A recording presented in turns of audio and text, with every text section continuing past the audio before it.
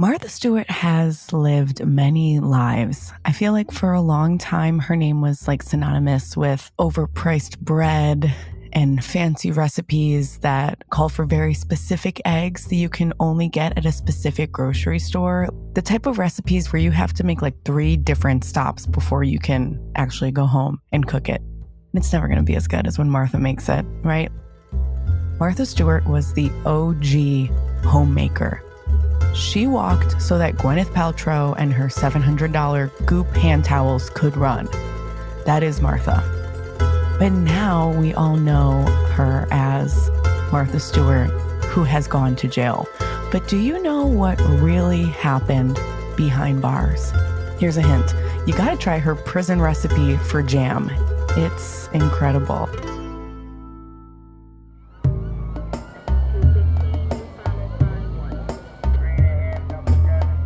Welcome back to another episode of Crime for Bed on Hatch Plus. My name is Deanna Ortiz. If you're looking for a true crime story to help you unwind tonight, you're in the right spot. Tonight, we're going to be talking about Martha Stewart's prison stay. Everybody kind of remembers what it was like when Martha Stewart was in jail. She was the butt of a lot of late night monologue jokes. But what not a lot of people, especially me, knew what she was going to jail for, right? What did she actually do? Was she over-seasoning food, under-seasoning food? What she actually went to jail for was insider trading, which is some rich people stuff. The type of crimes that happen and you go, I know that's illegal, but I'm not really sure what it means. But I guess go to jail? Martha Stewart was charged with obstruction of justice, insider trading, and lying to investigators from this whole crime. So let's start at the very beginning. The trial started in the early 2000s. So this is in 2001.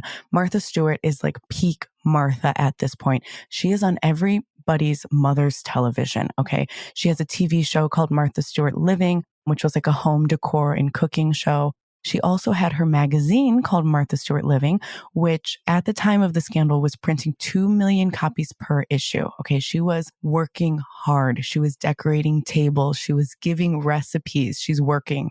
So she was very, very well known. She was the butt of a lot of jokes because her whole thing was, look at this fancy thing that I just did. I just threw it together. You're going to throw it together. You're going to love it. It's very easy to make her beautiful multi-million-dollar home look great. Here I am in a garden apartment. I don't have the space for a chandelier, Martha. I don't know how to garnish one. But definitely the early 2000s was Martha's prime. So Martha Stewart had shares in a stock called ImClone, which is a biopharmaceutical company. That's really all I can learn about that. I don't know. I think that rich people put their money into a bunch of different stocks, hoping that it'll take off, right? Because like Martha's just trusting her business manager. She's trusting her business manager and her financial advisor, which is another job that I have no idea what they do, to take her money and put it in what they think will be successful stocks. So ImClone's stock plummeted because the main drug that they were trying to sell was not getting FDA funding. Higher ups at this ImClone company heard that they weren't going to get FDA funding, and they knew that this means that the stock would tank. So they start selling everything. But the thing is that they're just calling the higher ups. They're just calling the big investors. They're not calling everybody that has money in the stock. They're just secretly going around and saying like, sell, sell, sell, move money around. The bubble's about to burst. We got to get out of here with our money still intact. But you can't do that. It's unfair. And it's also illegal. So that is basically what insider trading is, right? You can't just call the elite people and then leave everybody to go down with the ship, all right? You got to at least tell the violin players. That's a Titanic reference. I don't know. Maybe that's just for me.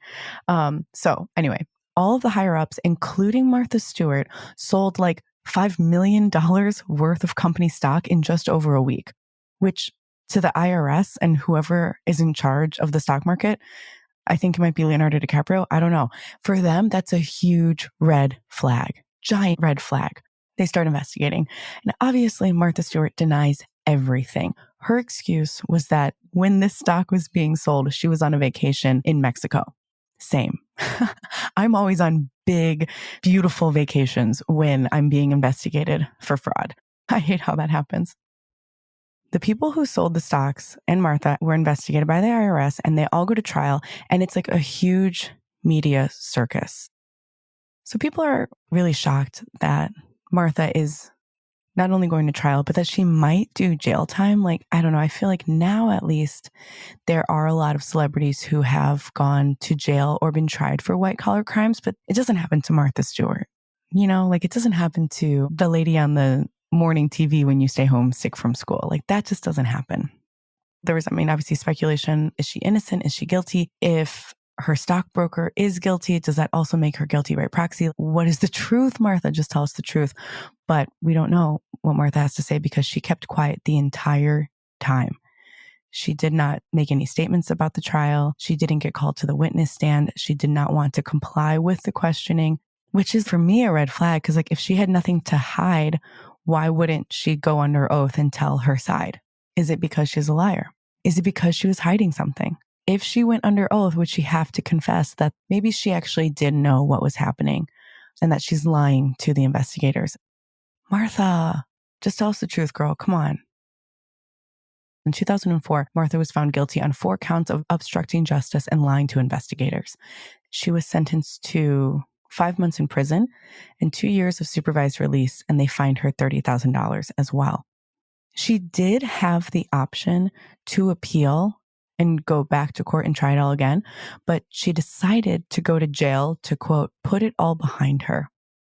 I don't know, if I was innocent and very adamant about being innocent, I wouldn't be like, yep, send me to jail. Like I would fight it and try and go back. But I don't know. It's like you start this whole circus again just to maybe get the same outcome. She also, in an interview, she referenced Nelson Mandela as an example of one of the many good people who have gone to prison, which is like, that's a huge leap to compare yourself to Nelson Mandela. Martha, come on. And it was very much statements like that that she was making after the trial that turned her into a victim instead of a villain, right? Like she turned herself into this like, well, they're trying to pin it on someone. They're going to pin it on Martha. She made some press statements and sent some releases that said that she was innocent, and also very much claims, even to this day, that she was the scapegoat, and even said that, quote, they're using me as an example to scare big businesses into not doing this. If they're going to send Martha to jail, who else will they send to jail? That's a good point too. So Martha Stewart goes to jail. She was sentenced to Camp Alderson, which is also known as Camp Cupcake, which is America's cushiest prison. I mean, honestly, it sounds like a fun summer camp too. Camp Cupcake, let's go. Some other notable inmates that were at Camp Cupcake were Catherine Kelly, who is Machine Gun Kelly's wife, who served 25 years there. Also, Lynette Fromm, who is a Charles Manson follower.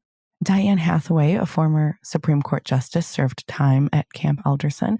And also in the 40s, Billie Holiday was sentenced to Camp Cupcake for almost a year. So add Martha to the list. Not a bad lineup, but she did get sent to the type of prison that a rich person gets sent to. Right? I feel like we hear those stories a lot of like, oh, the white collar criminals get sent to these prisons and it's really nice. And, there's amenities as much as you can say that of a prison. At this prison, she had access to email. She had a television room, a library, a hospital, a chapel, an education building, and a common area. America's cushiest prison is cushy for a reason.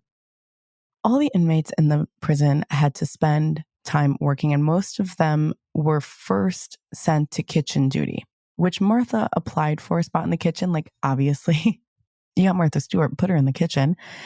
She was denied. So instead of kitchen duty, she got cleaning duty. So her jobs when she was in prison was to mop floors, clean the guards' toilets. Having Martha Stewart clean your toilet or clean your bathroom, it's a power trip for these guards. They're making a statement. That's definitely what it feels like. To say, no, Martha can't work in the kitchen. Martha has to clean and work her way up to a more desirable job. She did have access to emails and computers at the camp. She was able to keep up to date with her fans on an online blog where she was noted to say that prison food is horrendous and that she rarely eats meals in the food hall. Like, I mean, honestly, if I was the head chef at this prison and Martha Stewart is coming to dinner, what do you make her? What could you make her? Bust out the fancy prison china. I don't know.